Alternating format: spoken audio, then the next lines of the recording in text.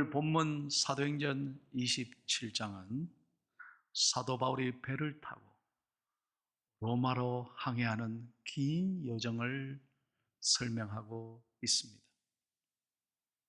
바울이 배를 타고 관광이나 여행하려는 목적이 아니었습니다. 유대인들에게 고소를 당해서 로마 대법정에 상고되어 죄인의 모습으로 백부장의 호의 속에 쇠사슬을 맨 채 먼 길을 떠나게 된 것입니다.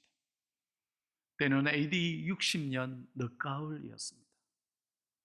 생각해 보십시오. 바울은 평생 복음을 위해, 주님을 위해 산 사람입니다. 바울이 집도 변호사도 가족도 아무도 없습니다. 그가 가진 것은 오직 쇠사슬 뿐이었습니다. 주님 때문에, 복음 때문에 지금 이런 어려운 상황에 직면해 있습니다. 그러나 바울은 한마디도 불평하지 않습니다. 원망하지 않습니다. 왜요? 바울의 가슴에는 예수 그리스도 복음이 있었기 때문입니다.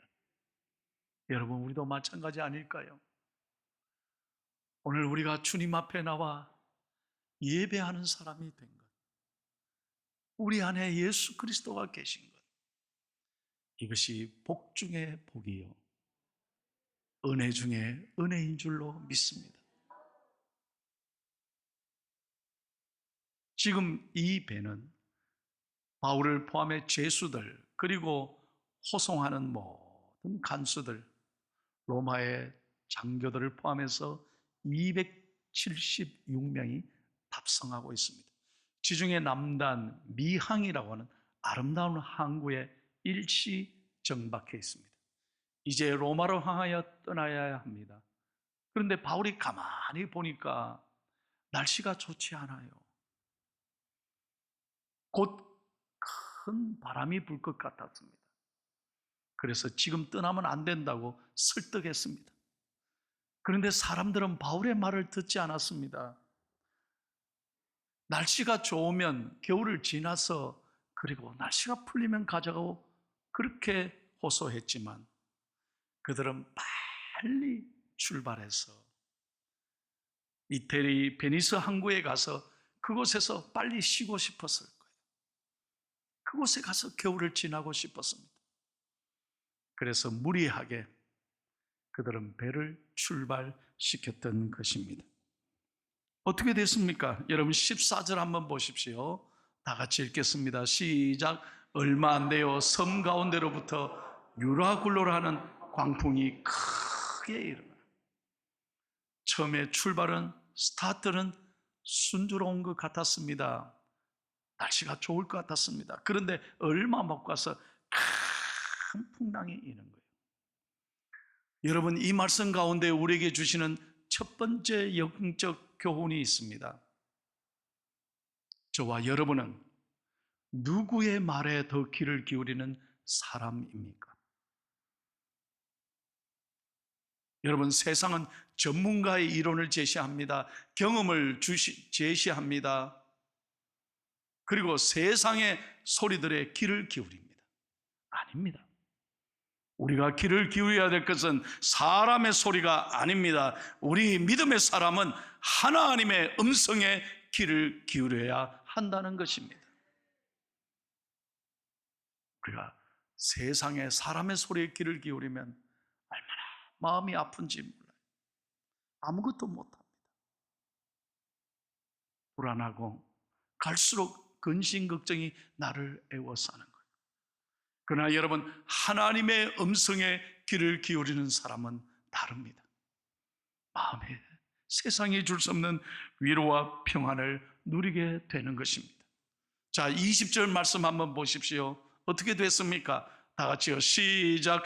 여러 날 동안 해도 별도 보이지 아니하고 큰 풍랑이 그대로 있음에 구원의 여망마저 없어졌더라. 한마디로 말하면 죽을 지경이 됐다는 거예요.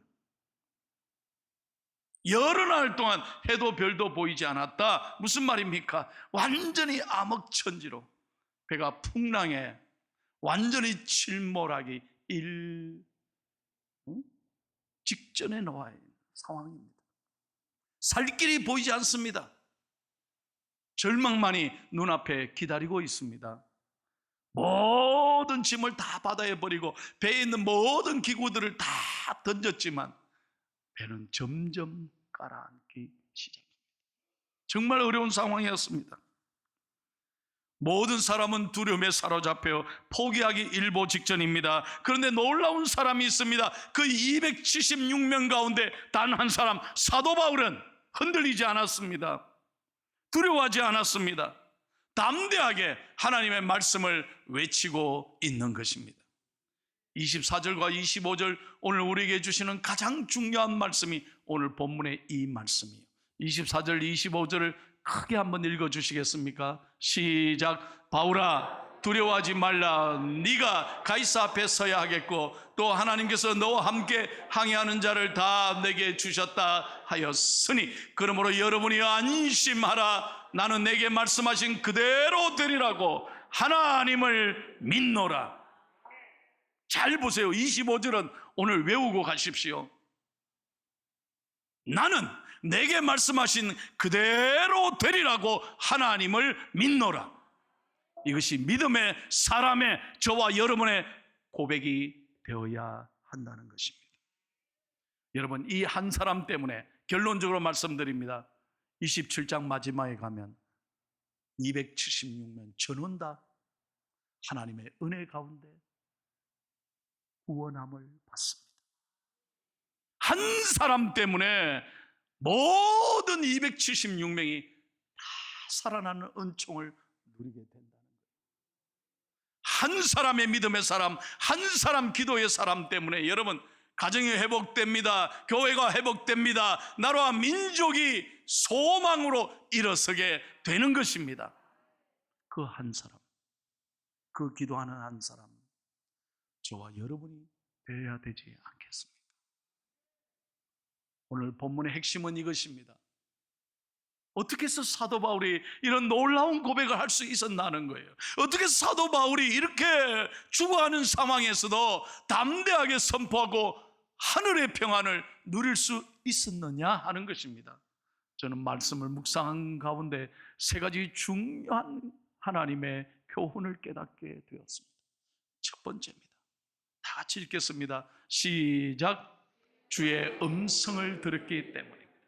세상의 소리가 아니라 기도하면서 주의 음성을 들었기 때문에 사도 바울은 하늘의 평안을 가슴에 간직하고 살았다는 거예요. 여러분, 23절을 읽겠습니다. 놀라운 말씀이 여기 기록되어 있어요. 시작. 내가 속한 바 곧 내가 섬기는 하나님의 사자가 어젯밤에 내 곁에 서서 말하되. 보세요. 기도하는 한 사람에게 하나님의 사자가 나타나서 일러 주셨잖아요.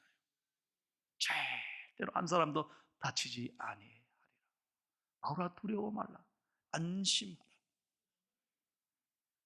여러분, 정말 기도하는 사람은 세상의 소리가 아니라 하늘의 음성을 듣습니다. 기도하는 사람은 세상이 줄 수 없는 위로와 평안을 누리게 된다는 거예요.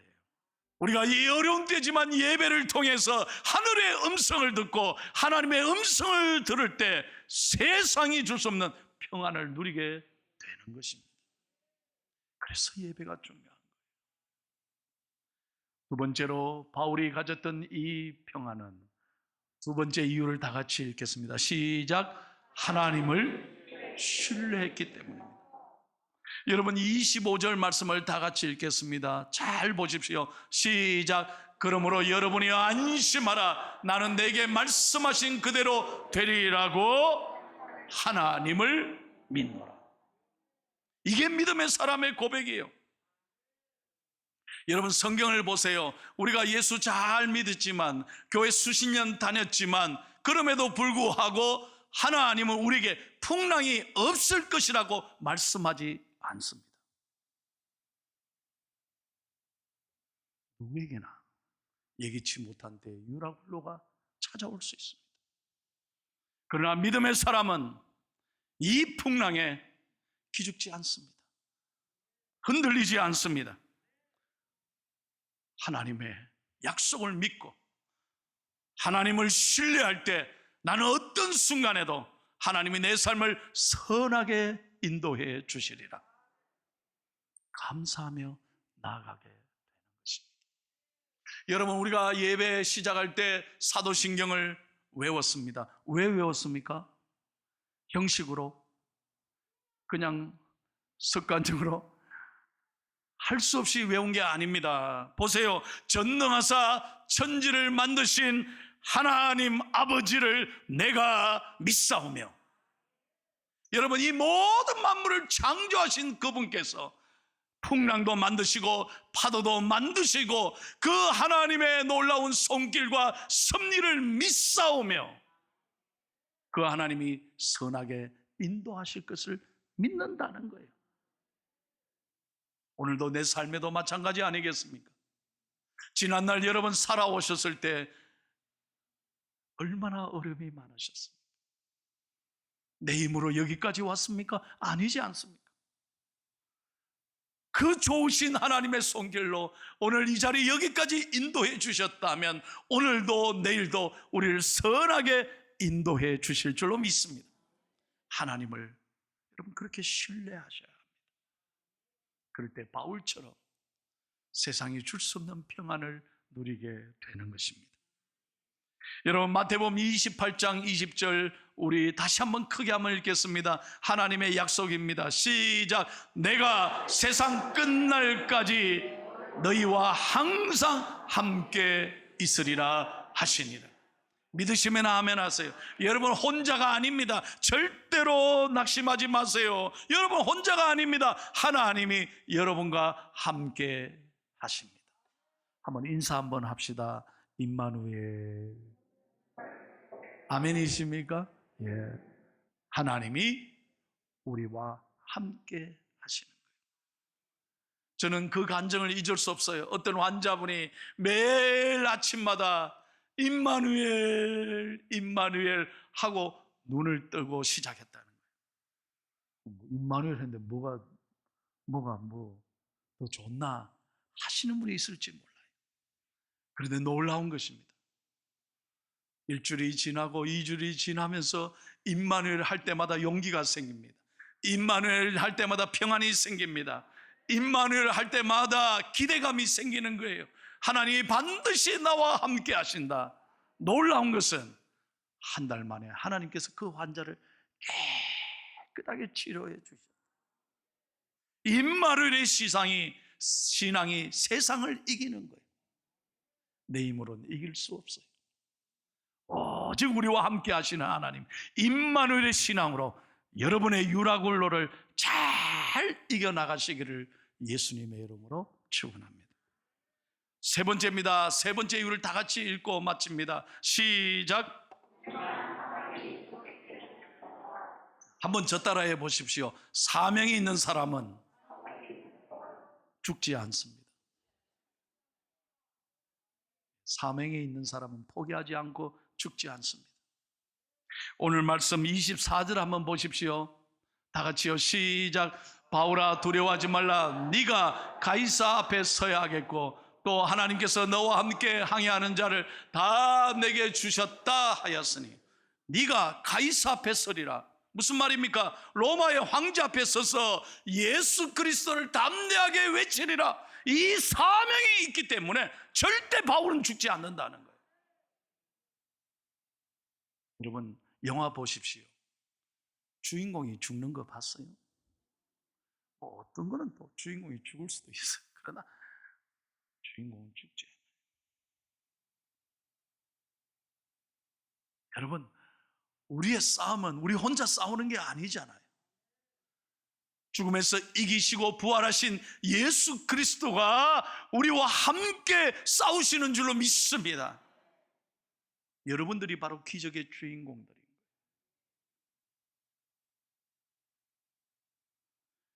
한자로 이런 말이 있더라고. 설교를 준비하면서 너무 좋은 말이어서 제가 한번 한문을 잘 모르지만 써왔어요. 생적명이라. 살아있는 사람은 사명이 있다는 거예요. 한번 따라해 보시겠어요? 살아있는 사람은 사명이 있습니다. 그렇습니다. 사명이 있는 사람은 절대로 포기하지 않습니다. 이번 도쿄올림픽 봤잖아요. 사명이 있습니다. 목표가 있는 사람은 절대로 낙심하지 않습니다. 이번에 여러분 비록 메달을 못 딴 사람들도 사명이 있기 때문에 다음에는 또 기대하는 거예요. 나 열심히 해서 다음에는 메달을 따겠습니다. 얼마나 아름다운 도전이에요. 사명이 있는 사람은 흔들리지 않습니다. 어떤 어려움에도 죽음에도 겁내지 않습니다. 아프리카 선교사, 아프리카의 선교의 아버지 데이비드 리빙스턴이 여러분 평생 아프리카에서 복음을 전하고 그곳에서 죽었지 않습니다. 많은 사람들이 데이비드 리빙스턴을 걱정했습니다. 맹수의 위협과 풍토병과 가난과 질병 속에 수많은 위험 앞에 선교사님이 어떻게 견딜 수 있겠는가? 그때마다 선교사님이 이런 얘기를 했습니다. 나는 존재 이유가 닿을 때까지, 나의 사명이 닿을 때까지 나는 결코 죽지 않습니다. 제가 저한테 기도 받으러 오는 환자들에게 종종 기도할 때 그런 말씀합니다. 제가 안수하면서 하나님, 이 집사님이 아프시면 하나님이 손해보십니다. 그러면요 얼마나 좋아하시는지 몰라요. 하나님이 손해보니까 하나님 알아서 하세요. 그러면 그 기도받는 집사님 아멘 크게 합니다. 그리고 기도한 후에 제가 분명히 얘기합니다.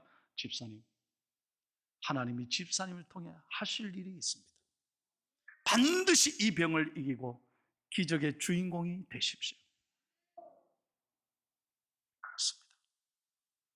사랑하는 여러분, 여러분의 유라굴로 앞에서 오늘 바울의 고백이 저와 여러분의 고백이 되기를 축복합니다.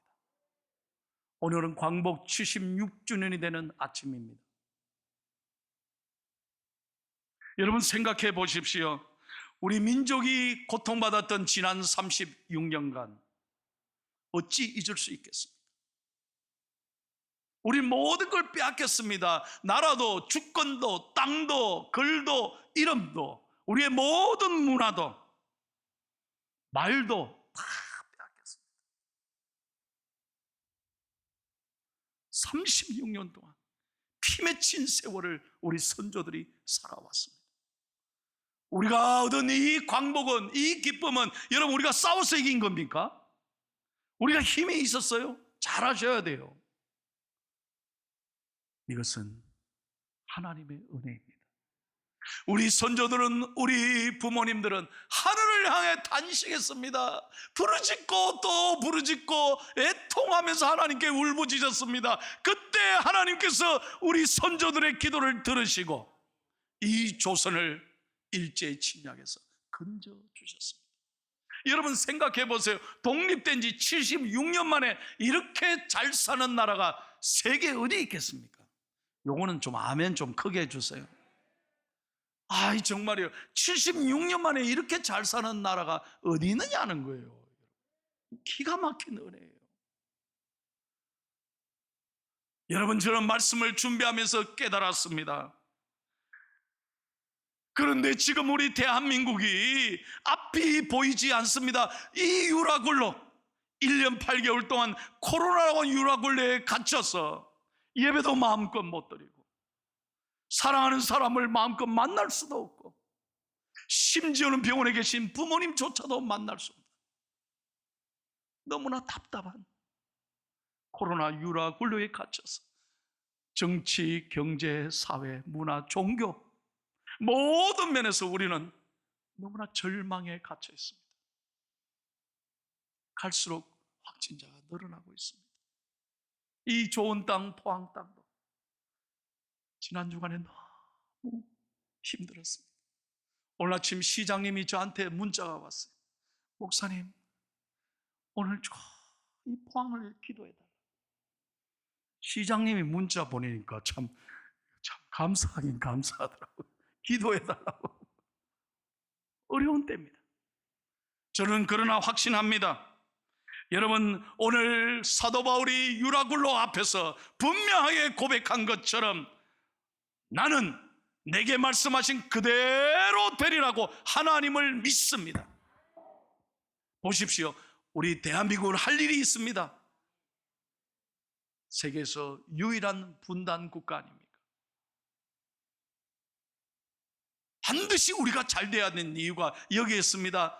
우리는 복음으로 남북 통일을 이루어야 할 줄로 믿습니다. 우리 힘으로 안 됩니다. 절대 경제로 안 됩니다. 정치로 안 됩니다. 통일이 오직 하나님이 통일의 그날을 허락하실 줄로 믿습니다. 그래서 더 기도해야 되는 거예요. 더 울부짖고 하나님 앞에 나와야 하는 것입니다. 그리고 우리 대한민국이 세계 선교의 자랑스러운 선교 한국이 되는 그날을 위하여 우리 믿음으로 일어서야 할 것입니다. 76년 만에 이렇게 잘 사는 은혜를 주신 거는 우리만 이렇게 잘 먹고 잘 살아가 아니지 않습니까? 우리는 이제 세계를 향하여 가장 선교를 많이 하고, 역사에 이렇게 교회 부흥을 주신 하나님께서 우리 한국 교회를 위하여 한국 성도들을 통하여 놀라운 세계 선교의 주체가 되게 하실 줄로 믿습니다. 이 사명이 있는 나라예요. 코리아는 이 사명이 있는 나라라니까요. 이를 위해서 우리가 오늘도 말씀을 붙잡고 사도 바울의 고백처럼 나는 내게 말씀하신 그대로 되리라, 믿음의 고백을 하면서 나라와 민족에 위해 더욱 기도하는 하나님의 사람들이 되기를 축복합니다.